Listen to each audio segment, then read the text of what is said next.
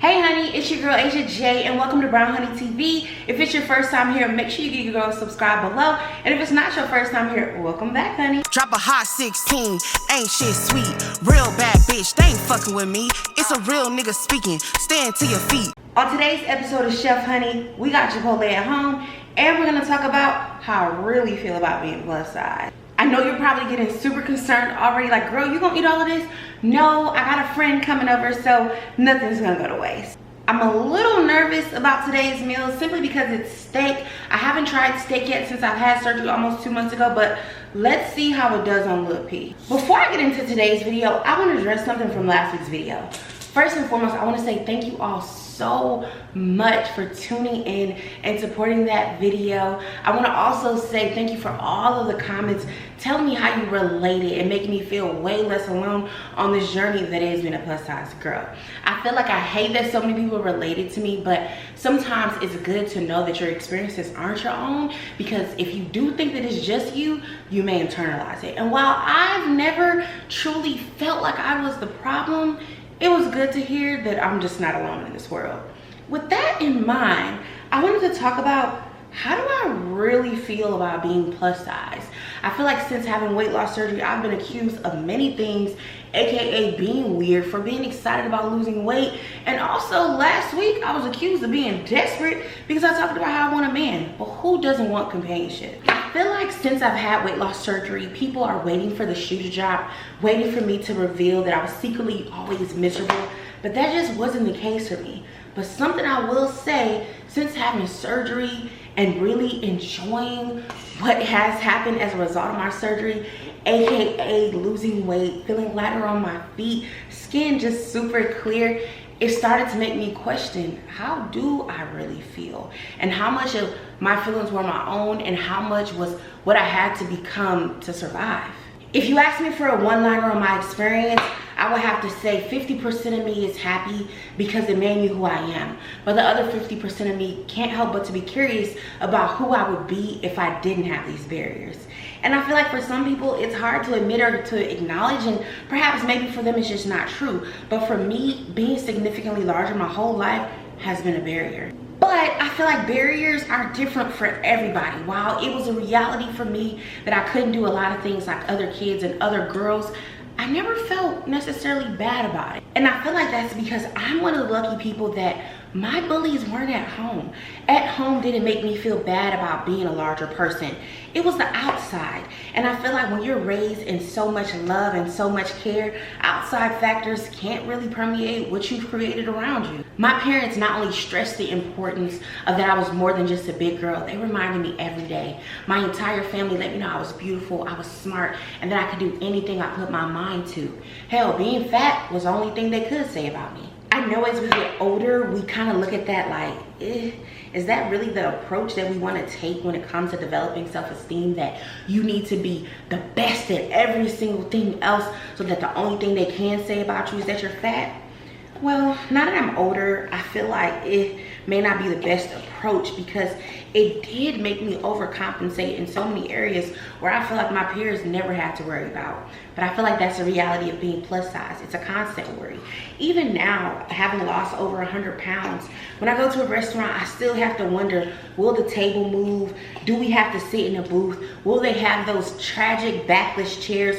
Or will I actually be comfortable? I feel like something else about my experience that is super unique, capturing everything online, is the amount of comments you get from trolls asking, how does one achieve this build? How did you get that big? And some people honestly ask out of genuine curiosity, how does that happen? How does one become over 500 pounds? At my heaviest weight, I was 538 pounds, and I felt every bit of it.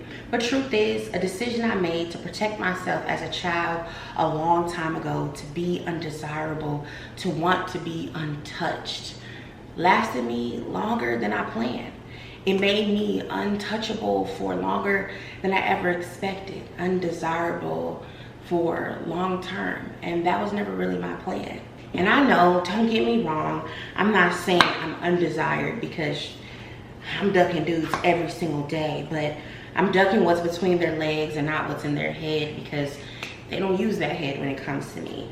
I feel like a natural part of being a plus size woman is the over-sexualization, and it happens from when you are a kid, when you're a bit more developed than all the other girls.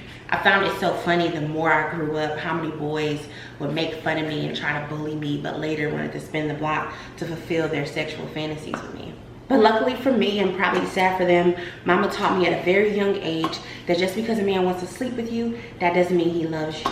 Honestly, if he really loves you, he'll wait for you. He won't try to sleep with you. He'll respect you and he'll honor it as a gift. So I never fell for any of the fake love. And I tried to limit it as much as possible as well. To be honest, I hate all the plus size girl stereotypes. And what I hate even more is when my plus size girlies feed into them. But something I realized, not everybody's mama taught them the same, and some people just like the attention. I don't even like being called a BBW. And not because I don't think I'm a big, beautiful woman, but because the sexualization that comes with that category. But I also feel like it's levels to this plus size shit. And I never really fit the mold of what they call a BBW. I've never been a big curvy girl. I've just always been a big apple belly girl. And I personally feel like the pear-shaped girl experience and the apple belly girl experience is totally different. I remember when I first started on the internet, I made a lot of people mad because I acknowledged that from the jump. It's a plus size hierarchy.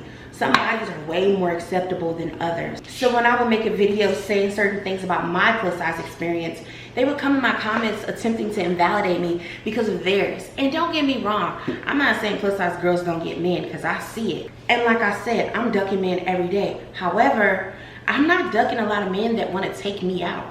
I'm not ducking a lot of men that actually want to do something for me. I'm ducking men that want what's between my legs. And I'm not saying that's every girl's experience, but they tell me they don't got no problem getting no man, and I just want to know, get him and where y'all go? What happens next after you get this man? And that's no shade, honey, because I definitely see the plus size girls going all the way to the top.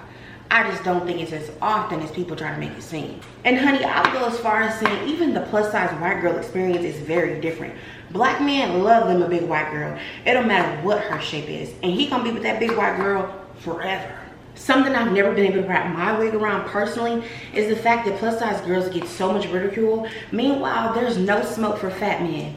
They're big girls too.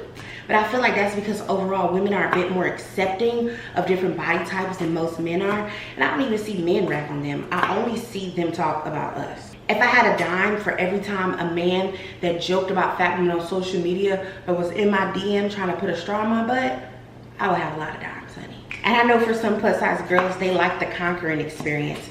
They like to take the guy that said that he didn't like plus size girls and turn him into liking plus size girls. And me personally, Miss Good Kitty is an experience, and I don't just put it on anybody. I feel like now that I'm older, I reflect and I look back on my child experience growing up as a plus size girl, totally different than when I was actually in it. I thought it was normal for me to have to wear my mom's shirts in the 6th grade for my class photo shoot, but that absolutely wasn't normal. In retrospect, I know a lot of people have these similar experiences, but some of them still got to enjoy some aspects of growing up. For me, I didn't get to go to prom. I wish I did. I feel like that was a moment I really missed. I never got to put on a big fancy dress and do the hair and do the makeup and all of the coordination. And I can't help but to think about it because it's prom season now, so I can only imagine what I would have wore. But back then, I think I was a size 30 or so, and there just wasn't any dress that would fit me and that also looked good. I remember blaming my lack of desire to go to prom on, well, I've been hosting prom since my sophomore year, so I don't want to go. I don't see what the hype about. Yeah, I was lying. I feel like the next time, and perhaps maybe the only time, that I'll be able to get all dolled up and put on a big fancy dress, maybe my wedding day. And I really, of course, hope that day comes.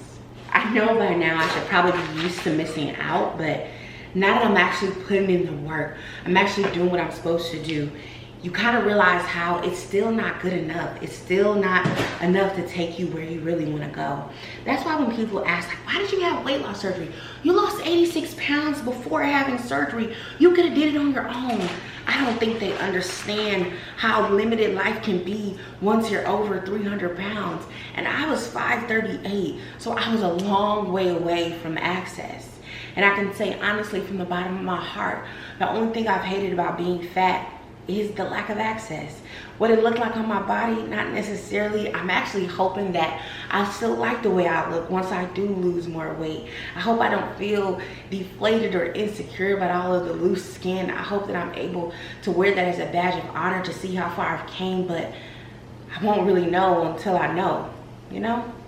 I feel like a lot of people just simply don't understand what it's like to be significantly larger. And while I'm getting a lot of support from the plus size community, I'm also getting a lot of pushback. A lot of girls telling me, don't switch up, don't start acting different, don't over celebrate your smaller body now. But I don't think you understand. It's like telling a person who's been in prison 20 plus years that they shouldn't be happy that they're getting out of prison. And that's what this body has felt like, a prison, a constant reminder of that I can't access the things that I have the rights to. Most recent example is the Dallas Mavericks are currently in the playoffs, and I would have loved to go, but there was no more accessible seating. Even last minute concerts or last minute shows, if the ADA seating is gone, I'm not there either. Imagine losing over 100 pounds and it's still not enough. An emphasis on imagine, because if you haven't lived this experience, you really just don't get it. I feel like a common theme that I keep seeing in my TikTok comments is the main people telling me, don't act weird, don't act different, don't over honor the new body, don't disregard your old self. It's not people that look like me. It's people that know they wouldn't want to switch places. It's almost as if people need me to be the martyr, to be the face of being significantly large so they can feel good about staying in their size, or if they were to get bigger. Because if your big ass could be happy, my big ass can be happy too. And I'm not trying to paint the narrative that I wasn't happy, because that's not true. I just realized that I wanted more. And I feel like now I'm starting to feel bad about being happier that I'm getting smaller. I'm starting to really question, how did I really feel? And I feel like that only happens when you're letting too much outside noise in. But trust me, honey, I will not sit here in your face and lie to you. A lot of girls do switch up. A lot of girls do get weird. And I feel like, honestly, this may be hard to acknowledge, but I feel like a lot of people do hate being plus size. They hate themselves fat, and some people do pretend just to survive. Some people pretend until they get to where they actually want to go and look how they want it to look. But that mean girl is always deep inside of them. A lot of those girls always hated fat people, including themselves. But who's gonna say that out loud? And I feel like for the people that do act genuinely weird, no grace given. I understand them, but no grace given. But for the girls who come out and realize that, wow, I actually didn't like being fat. I feel like we've been holding plus size influencers, and I kind of actually hate that verbiage around it, plus size influencers, because who's influencing to be plus size? I feel like everybody is saying be yourself, live your best life no matter what body you're in. But let's just say plus size influencers for the story's sake. I feel like we're holding them to such a level, and we're trying to force them to stay in a body that they no longer want to be in to pacify the body that we're in. And me personally, I watched many girls that followed me, or girls that I followed, girls that I connected with online, girls in real life, had weight loss surgery before me, and I never felt the way. I only felt motivated. I only felt like, you know, at some point when I'm really ready, I'm gonna make it happen. And I did.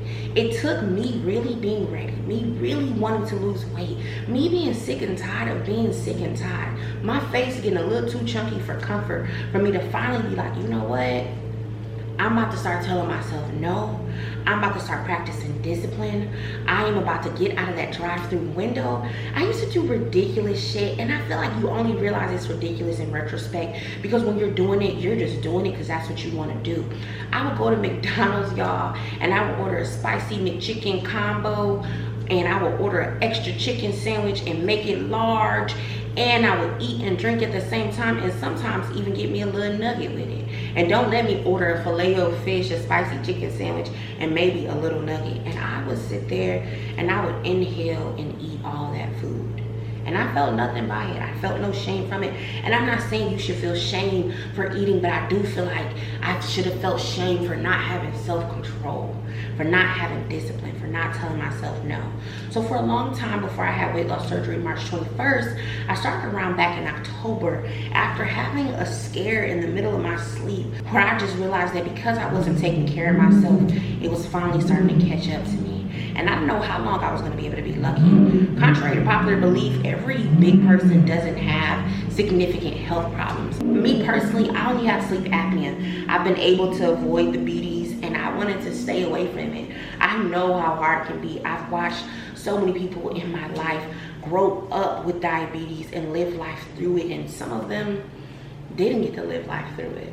When I looked on the scale and it said 538 pounds, I felt like I was no longer living on grace, but I was living on arrogance. It was arrogant of me to think that I could keep up with the decisions that I was making and absolutely nothing would happen, that there would be no repercussions of my actions, that my body would not make me pay.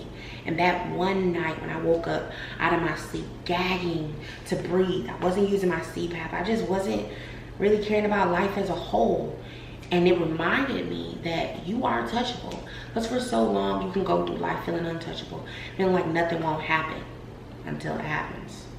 I moved over to the stove because it's time to start cooking up my steak. I already got my peppers and onions going. No meal is complete without peppers and onions. Let's get this steak going. I'm gonna use the Buttery Steakhouse. Even though I'm going for more of a taco vibe, this is just honestly the best seasoning. When I was meal prepping consistently, I always rotated between steak bites, chicken bites, and salmon. Paprika, of course. Cumin. I feel like this is taco in the bottle, and then a little bit of onion. I'm a health conscious girly now, so I got the 30% less sodium mild taco seasoning. I like to add my peppers and onions to it, just so we get some of that same seasoning. Now the rice. I've really just actually started recently eating rice. I haven't been much of a big rice eater, but this is the basmati rice, and I'm about to rinse it off. I'm gonna boil my water, and remember, for every 1 cup of rice is 2 cups of water, but I actually like to do 2.5 because I feel like a lot of that water disappears. Don't forget, seasoning your water is seasoning your rice. So I'm gonna do a little bit of cilantro, some of this paprika, and a little bit of this onion powder. Water is boiling so the rice can go in.